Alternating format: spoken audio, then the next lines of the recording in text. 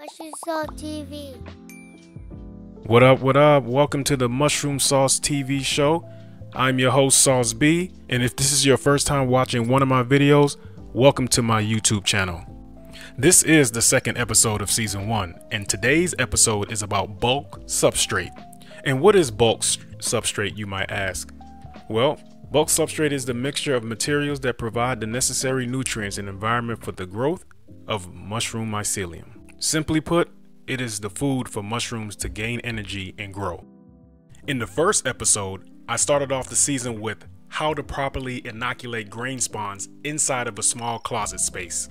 And in this episode, I'm going to show you how I prepare and sterilize substrate using an Instapot pressure cooker. Yep, that's right. We using the Instapot, baby. But before we continue, don't forget to pound the subscribe, like, and notification bell. That way you can get all the hottest new content from your boy. Now remember when I said that the goal of this channel is to record my journey as a novice mycologist while showing you that you can grow mushrooms on a low budget? I wasn't playing.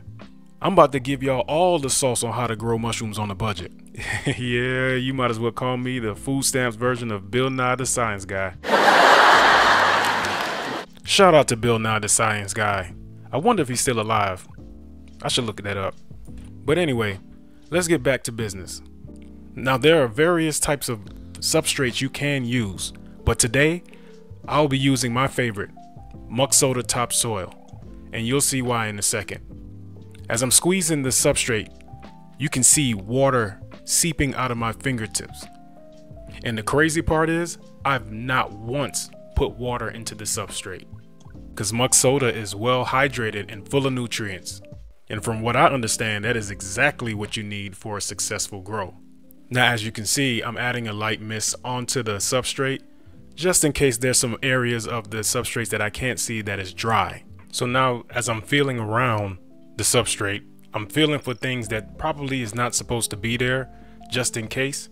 And also all the clumps and balls you see from the substrate, I'm crushing it up so that it can be a much smoother process for growth.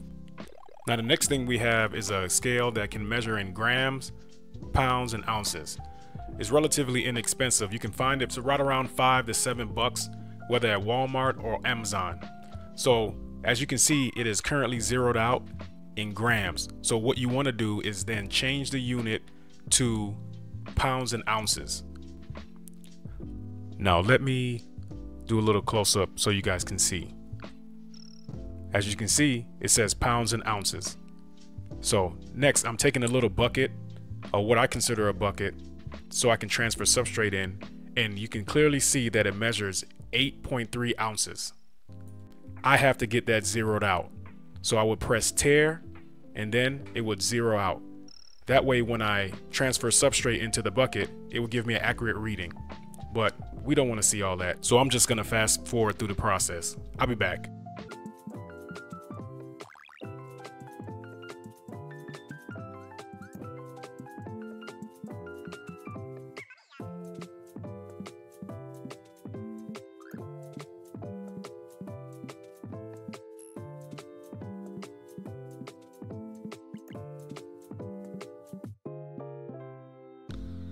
Whew. So now that we got that out the way, now we can just go ahead and transfer the substrate into the bag. And by the way, that is about 3 pounds of substrate, but you can certainly do more. And for those of you wondering, what kind of bag is that? That is a polypropylene bag with a filter patch. I love this bag because it prevents contaminants from getting inside and is a breathable bag. So if I decide to then go ahead and transfer the inoculated grain spawn once it's fully colonized into that bag, I can actually grow mushrooms inside that bag. But that conversation's for a later date. Right now, I'm just gonna continue to try to fold this bag nice and neat to where when I put it inside the pressure cooker, it would be able to fit comfortably with no air pockets in the bag. But clearly, as you can see, I'm struggling, but I'll get it right. Now, the reason why I'm trying to get it perfect is because I'm trying to limit the amount of moisture that gets into the bag. This way, the substrate is not oversaturated with moisture that can potentially lead to other contaminants or other molds that would essentially affect our growth. So now I'm just folding it up tight, make sure there's no air left in it, and we're pretty much done and ready to move on to the next step. And the last step of this process, which is sterilizing the substrate using an Instapot pressure cooker. So you might ask me, why would you sterilize the substrate instead of pasteurizing the substrate? Well, the difference between pasteurization and sterilization is that pasteurization kills the majority of competing organisms in the substrate, versus sterilization kills 100% of the competing organisms in the substrate. And typically this is suitable for high nutritious substrates such as muck soda topsoil. And the last thing you would want is your mushrooms to compete with other funguses and mold. So now that you know that, let's get the party started. I'm removing the top on the Instapot, and you see a rather large cup of water there. That is 16 ounces of water, which I will then pour inside that pot.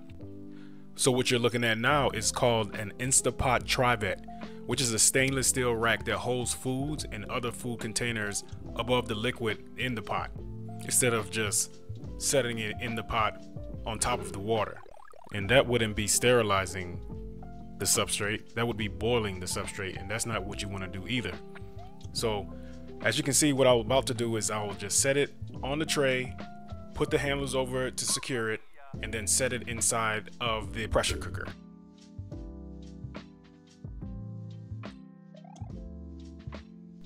But before I do that, I need to add in the water. That is 16 ounces of water, which is just enough to where it doesn't come up to the tray and it doesn't hit the bag.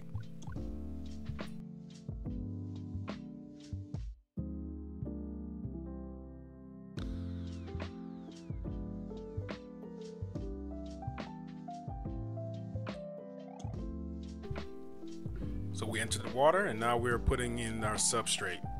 You see how it's a tight fit in that small quarters? 3 pounds is just enough.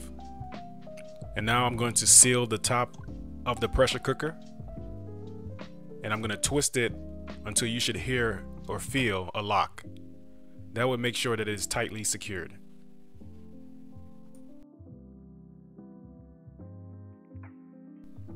Now we're ready to sterilize. You first want to hit the pressure cook button. When you hit the pressure cook button, a time will appear. Adjust your time accordingly. You want to be able to sterilize it for about 2.5 hours maximum. Also, you'll notice the keep warm sign is on. You want to turn that off, otherwise it'll stay on continuously. Okay, so it's switched to on. Now we're just going to let it do its thing for 2.5 hours. So 2.5 hours has passed, and now we're done. How do you know that we're done? Well, you see the pin to the right, the metal pin, it is pushed down. And the valve to the left, it is pointing at venting, which means that the steam has been released from the pressure cooker and it is okay to open the top. But you don't have to wait till the steam is released. You can manually release the steam once the 2.5 hours has passed, but I would highly suggest you don't do that. You could potentially burn your skin, and it's because it's very hot. As a matter of fact, the Instapot won't even let you take the top off if there's still steam. But here you go, ladies and gentlemen. Here's my beautiful sterilized substrate. Now you have to wait to see what we'll do next. Until next time, everybody, peace. I love y'all.